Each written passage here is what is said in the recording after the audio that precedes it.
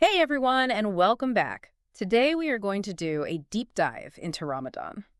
Sounds good. It's a practice observed by almost 2 billion people worldwide. Wow, 2 billion. But we're not just going to look at the rituals. Yeah. We're going to explore the why behind them Okay. and what modern science actually says about the effects. Awesome. Are you ready to uncover some surprising facts? I am always ready for that. For instance, Yeah. did you know that fasting could actually make you smarter? Really? And that there's a special night considered more powerful than 1,000 months? I did not know that. I am really excited to have you join us as we break down this complex and pretty fascinating topic. Me too. Let's get started. Okay, I'm thrilled to be here. Ramadan is such a rich and multifaceted topic, Right. blending spiritual practice with surprisingly relevant insights for modern life. Yeah. So let's start with the basics. Okay. For those who might not be familiar, Sure. what exactly is Ramadan? Ramadan is the 9th month of the Islamic lunar calendar, and for Muslims, it's a time of dedicated fasting from dawn until dusk. So no food or drink. From dawn until dusk. But it's much more than simply abstaining from food and drink. Okay. It's considered one of the 5 pillars of Islam, Life pill. meaning it's a foundational practice of the faith alongside belief in one God, prayer, charity, and pilgrimage. The 5 pillars. That's something I've always found intriguing. Uh-huh. It really highlights how deeply ingrained these practices are Right. within the faith. Absolutely. And the Quran, the holy book of Islam, Yes. actually speaks to the deeper purpose of fasting, Yeah. to attain taqwa. Okay, taqwa. That's a word I've heard, but could use some more explanation on Okay. what does it really mean in this context? Taqwa is a complex concept, but Mhm. essentially it's about developing a heightened awareness of God's presence. I see. It's about aligning your actions and intentions with a higher purpose, striving to be your best self in connection with the divine. So more than just ritual. Yeah, it's not just about ritual, but about cultivating a deep inner awareness that impacts all aspects of your life. So it's about more than just the physical act of fasting. It's about transforming yourself from the inside out. Exactly. That makes a lot of sense. Yeah. But here's where things get really interesting for me. Okay. This isn't just a religious concept. Yeah. Fasting has been practiced across various cultures for centuries. Right. And now modern science is starting to confirm many of the benefits that have been understood in these traditions for ages. It's truly fascinating. How ancient wisdom and modern scientific discovery are converging on this topic. Yes. Exactly. So let's break it down. Okay. What actually happens to your body when you fast? Oh, so much. It seems like a total system reboot. You could say that. Okay. Let's focus on 4 key areas where the effects are particularly striking. Okay. Autophagy, Okay. fat burning and metabolism, brain power, Okay. and longevity. Okay. I'm intrigued. Let's start with this autophagy thing. What's going on at the cellular level? Well, imagine your body is like a high-performance car. Okay. Over time, the engine gets clogged with debris, reducing its efficiency. Okay. Autophagy is like taking your car in for a deep clean. Right. It's your body's natural self-cleaning mechanism. Okay. Activated during fasting, the cells begin to break down and recycle damaged components, I see. essentially clearing out the waste and making way for new healthy cells to grow.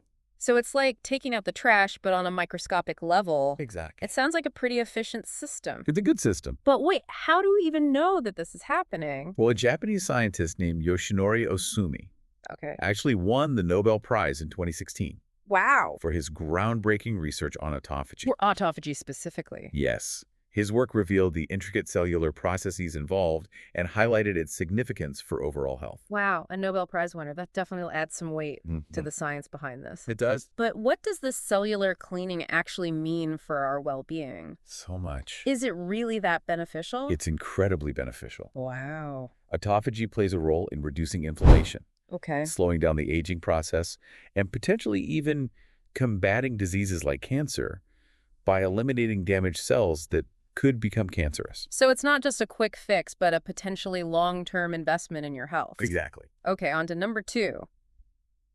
Fat burning and metabolism. I have to admit, this one piques my interest. Yeah. Does fasting really help with weight loss? Well, there is truth to the weight loss aspect. Okay. When you fast, your body shifts from burning sugar for energy to burning fat. Oh, interesting. This not only leads to shedding those extra pounds, Okay. but it also improves insulin sensitivity, Uh-huh. meaning your body regulates blood sugar more effectively. Okay. This has positive implications for preventing diabetes and improving overall metabolic health. So it's not just about fitting into your favorite genes, it's about making your body more efficient at managing energy Yes. and reducing the risk of serious health issues. Right. That's impressive, but what about this brain power boost? Okay. Does fasting actually make us smarter? Some research suggests that it might. Really? Fasting has been shown to increase the production of BDNF, BDNF. which stands for brain-derived neurotrophic factor. Okay. It's a protein that plays a vital role in the growth, survival, and function of brain cells. Hold on. So if BDNF helps brain cells grow, does that mean fasting could actually help our brains function better? Uh-huh. That sounds almost too good to be true. Well, some studies indicate that increased BDNF levels can lead to improvements in memory focus and learning abilities. Hmm. It's like giving your brain a workout and providing it with the resources it needs to thrive. Okay, that's fascinating. Yeah. But some of our listeners might be thinking, Sure. wouldn't a healthy snack achieve the same result? Good question. What makes fasting stand out in this regard? That's a great question. Yeah. It's important to note that more research is needed to fully understand the long-term effects of fasting on cognitive function. Right. However, the mechanism by which fasting triggers BDNF production seems to be different than simply consuming certain foods. Okay. It appears to be a response to a metabolic shift that occurs when the body is deprived of food for an extended period. Interesting. This shift may also be connected to the reduction in stress and anxiety that some people experience during fasting. Stress reduction, you say? Yeah. Tell me more about that. Well, alongside increased BDNF, fasting can also lead to a boost in happy hormones like serotonin and dopamine. Interesting. This can contribute to feelings of calm, focus, and overall well-being. So it's not just about the physical changes. There's a mental and emotional component to fasting as well. It's Yeah. like hitting the reset button on your entire system. This is incredible. Yeah. What's next on the list? Yeah. I can't wait to hear what other benefits we might unlock. Well, how about the prospect of living a longer, healthier life? Wait, seriously? Fasting could actually increase our lifespan. There's growing evidence that suggests that Okay, now I have to know more. What's the connection there? There's growing evidence suggesting that fasting might indeed contribute to longevity. Okay. Research from Harvard, for example, has shown that fasting can activate genes associated with a longer lifespan and a stronger immune system. Okay. I'm officially blown away. So we've got autophagy, cleaning up our cells, fat burning for a healthier metabolism, a brain power boost. Yeah. And even the potential to live longer. What's the catch? Is Hey. there some downside we haven't discussed yet? Well, it's crucial to approach fasting safely and responsibly, especially if you have underlying health conditions. Right. Consulting with your doctor is always recommended Of course. before making any significant dietary changes. Yeah. However, for many people, incorporating periods of fasting even outside of a religious context could potentially be a powerful tool for enhancing overall health and well-being. Wow. This is eye-opening. It's amazing to see how ancient practices like fasting are now being backed by modern science. Right. We've covered some serious ground here, but there's still so much more to explore about Ramadan, especially the social and spiritual aspects that go beyond the physical benefits. Yes, definitely. Stay with us because after a short break, we'll be diving into the heart and soul of Ramadan. Sounds good. Welcome back, everyone. We've been exploring the incredible science-backed benefits of fasting during Ramadan. Yeah. But as we know, it's not just about the physical changes. That's right. The physical transformation is remarkable, but the spiritual and social dimensions of Ramadan are equally profound. Exactly. So let's delve into those a bit further. Okay. What are some of the key takeaways there? One of the most powerful aspects of Ramadan is its emphasis on empathy, especially towards those who are less fortunate. That makes sense when you experience hunger yourself. Right. You gain a deeper understanding of what it's like for people who face food insecurity on a daily basis. Yeah. It's like walking a mile in their shoes. But in this case, it's about feeling a pang of hunger in your stomach. Precisely. It allows you to connect with the human experience on a much deeper level. And this empathy isn't just about passive feeling. Right. It's about taking action during Ramadan. Muslims are obligated to give zakat, Zakat. a form of mandatory charity that's also one of the 5 pillars of Islam. So it's about putting your empathy into action, actually doing something tangible to help those in need. Exactly. That's a powerful concept. It is. And many people go above and beyond the mandatory zakat, giving additional charity called sadaqah throughout the month. Sadaqah. There's a beautiful saying from the Prophet Muhammad that captures the spirit. The best charity is that given in Ramadan. It's a beautiful reminder that our spiritual growth is intertwined with our actions and how we treat others. Yes. It's not just about personal piety, it's about making a real difference in the world around us. And speaking of making a difference, Yeah. Ramadan is also seen as a time for detox, not just from food, but from bad habits in general, right? Yeah. Absolutely. It's like hitting a reset button for your mind and spirit. I love that analogy. It's Yeah. like a month-long opportunity to break free from those things that are holding us back. But how does that actually play out in practice? Many people use this time to quit smoking, cut back on unhealthy foods, reduce their screen time, or limit their social media use. It's a chance to become more. It's a chance to become more mindful, more intentional, and to develop stronger self-control. I remember reading a saying of the Prophet Muhammad Okay. that really struck me. Yeah. If someone insults you while fasting, simply say, "I am fasting." That's a great example. It highlights the focus on patience and self-control that's central to Ramadan. It's a reminder that we have a choice in how we respond to challenging situations. Instead of reacting impulsively or getting caught up in negativity, we can choose to remain calm and focused on our spiritual goals. It's like taking a step back and saying, this isn't about me right now. This is about something bigger. And that aligns with what we're learning in modern psychology about mental well-being. Cultivating patience and self-control are key to managing stress, regulating emotions, and improving overall mental health. So we've got this incredible emphasis on empathy, this focus on detox and self-control. Yes. But there's also this element of Ramadan that I find particularly intriguing, Okay. the night of power. Oh, yes. Can you tell us more about that? Yes. Laylatul Qadr, the Night of Power, is considered the most sacred night of the entire year for Muslims. It falls within the last 10 nights of Ramadan. Okay. But no one knows exactly when. That's fascinating. It adds an element of mystery and anticipation to the experience. It does. But what makes this night so special? The belief is that on Laylatul Qadr, prayers are answered, sins are forgiven, and destinies are decreed for the coming year. Wow. It's a night of immense spiritual potential and blessing. Okay. The Quran describes it as being better than 1,000 months. Wow. 1,000 months. That's over 83 years. That's right. So engaging in acts of worship on this one night is like getting 83 years worth of rewards. It speaks to the power and significance of this night. That's incredible. And the fact that no one knows exactly when it falls adds a sense of urgency and devotion. Right. Muslims are encouraged to spend these last 10 nights of Ramadan in deep prayer reflection and acts of worship, hoping to catch this blessed night. I can see why it's such a special time.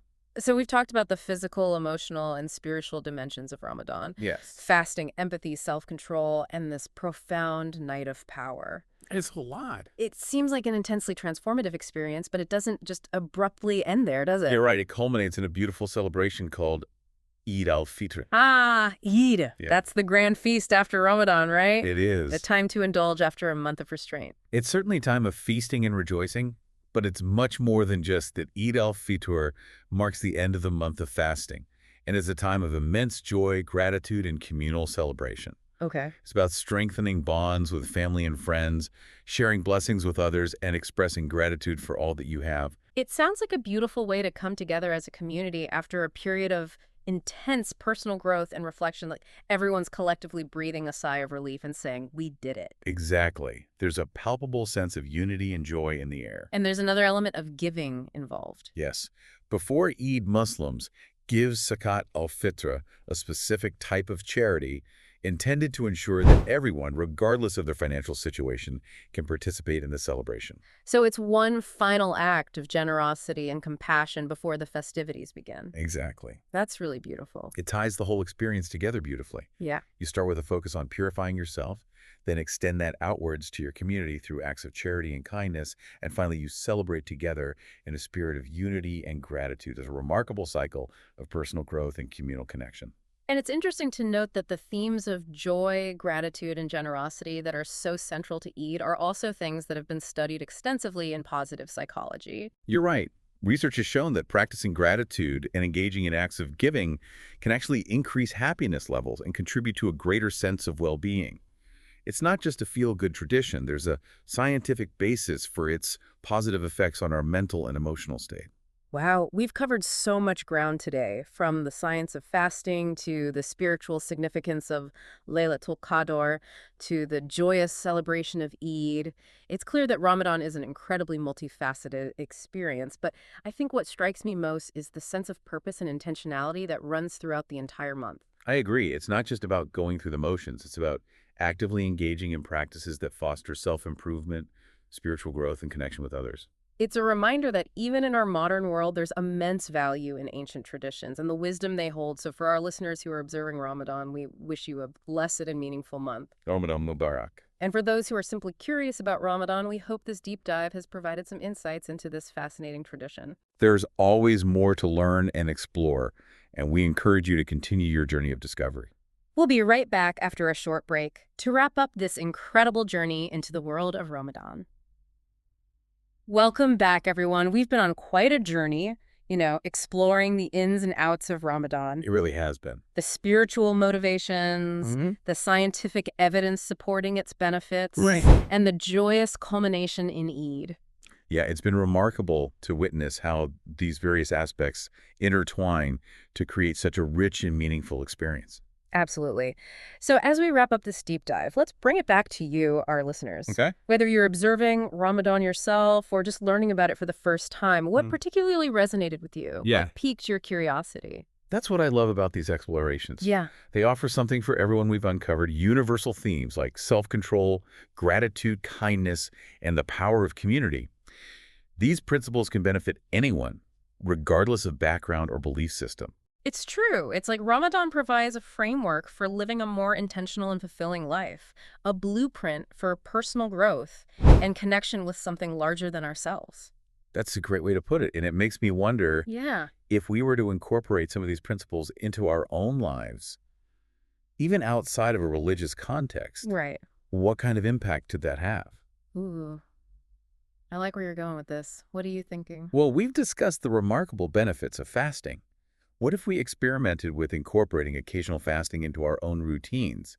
Could that be a way to reset our systems, improve our health, and gain a fresh perspective? That's an intriguing thought. And it doesn't have to be just about food, right? No, not at all.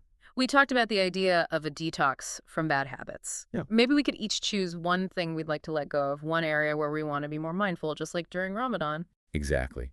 It could be anything from reducing our screen time and social media consumption to being more present with loved ones. It's about identifying those things that might be holding us back and making a conscious effort to break free from those patterns. It's amazing how exploring a tradition like Ramadan can spark so many ideas and inspire us to make positive changes in our own lives. It reminds us that there's always something new to learn, always room for growth, and that wisdom can be found in the most unexpected places. Beautifully said. Well, everyone, we've reached the end of our journey into the world of Ramadan. We hope you've enjoyed this deep dive as much as we have. It's been a privilege to explore this topic with you all. We encourage you to continue learning, exploring, and reflecting on the insights we've uncovered today. Perhaps you'll even be inspired to incorporate some of these principles into your own life. And to all those observing Ramadan Mubarak, may this month be filled with blessings, growth, and meaningful connection. Thank you for joining us on this deep dive. Until next time, keep exploring, keep learning, and keep diving deep.